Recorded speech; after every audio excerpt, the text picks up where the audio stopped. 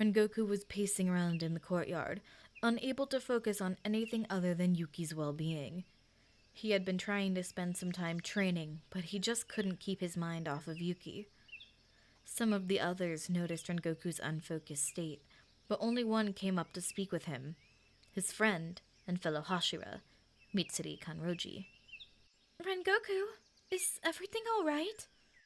He hadn't noticed her come up and put his sword in his sheath before turning to face her. Mitsuri. My apologies. I'm doing alright. I'm just a bit distracted is all. Are you sure? We all heard that Yuki is being cared for by Shinobu. Are you really sure that you're okay? Mitsuri's voice and expression was filled with concern, worrying about her friend and former mentor. Rengoku wanted to say that he was fine, but seeing Mitsuri's concern made him realize he can't keep bottling up his emotions. Well, no, I'm not okay. I'm worried about Yuki. She was so unstable when Shinobu told me to leave the medbay. It's been hours since Shinobu and Kanao started trying to stabilize her, and I still haven't heard anything.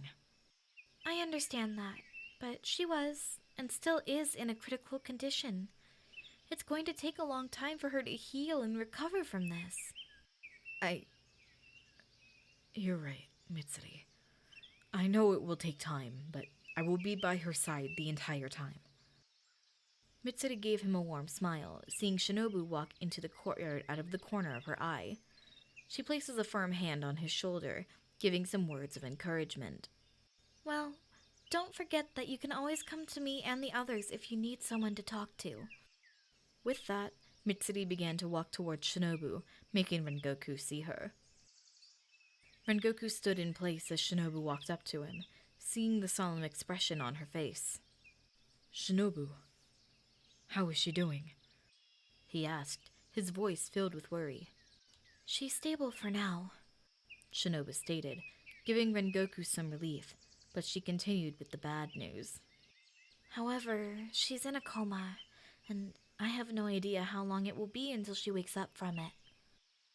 Rengoku's heart sank hearing she was in a coma. Can I see her? He asked, his voice dropping to a sad tone. Of course. Come with me. Shinobu and Rengoku went to the medbay, seeing Yuki sleeping peacefully on the exam table. Rengoku walked up to her, gently taking her hand and giving it a light squeeze. Do you think I can be in here alone with her for a bit? He asks, gazing up at Shinobu. Sure. I can give you two some privacy.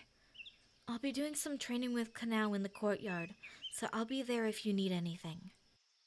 Of course. I'll let you know if she needs anything. Thank you, Shinobu. Shinobu gave him a nod before she walked out of the medbay. Rengoku was now alone with Yuki. He held onto her hand tightly as he sat next to her, praying she would be all right. Yuki, why did this have to happen to you? You've already had to live with so much trauma, and now you lay here, comatose because of those demons. I'm so sorry, Yuki. You didn't deserve any of this. Rengoku was lost in his thoughts, continuing to mutter to himself and quietly apologize to Yuki under his breath, guilt the only thing flooding his mind. Rengoku? He snapped out of his thoughts, turning around to see someone standing in the door. Another fellow Hashira and friend. Giyu, what are you doing here? I thought you were out on a mission. I was on my way back when I heard Yuki had been found. I rushed back to the Butterfly Mansion as soon as I heard. How is she doing now? She's stable for the time being, but she's in a coma. Giyu let out a deep sigh before sitting down in a chair next to Rengoku. Do you know how long she'll be like this? Unfortunately not. Shinobu said she didn't know when she would wake. Do you really think she'll be in that coma for that long? I hope not. The past month without her has already been so agonizing. I don't know if I could handle another. Gyu was very understanding about how he felt, since he had to deal with something very similar not that long ago. I understand where you're coming from. You do? Yeah. You know that Corey and I were together, right? Of course I did. Mitsuri would always be talking about it. Why do you ask? Corey has been missing for 2 years now. It's been difficult for me to be without her, not knowing what had happened. It's been 2 years already? Yes. It's hard to believe that it's been that long, but not a day passes where I don't think about her. Rengoku stayed silent for a while, trying to process everything Gyu had said. He sighed before turning back to him. I hope we can find her, so you can at least get some closure. I hope so too. I just want to know what happened. The two men sat there in silence. Neither of them knew what to say to each other. After what felt like an eternity, Rengoku finally asked Gyu a question. Gyu, did you ever plan to propose to Corey before she disappeared? Gyu was caught off guard by the sudden question, but it flashed him back to the day he and Yuki were going to search for answers about her family lineage. The short conversation rang back through his mind. Yuki, I'm wondering about something. What is it, Gyu? Did Corey ever tell you about me? Not that I can think of. I've seen you pick her up to bring her on a mission, but that's about it. I see. Well, what if I told you that we weren't actually going on missions? What were you guys doing then? We were actually going on dates. I bet you were a cute couple. Mitsuri thought so for sure.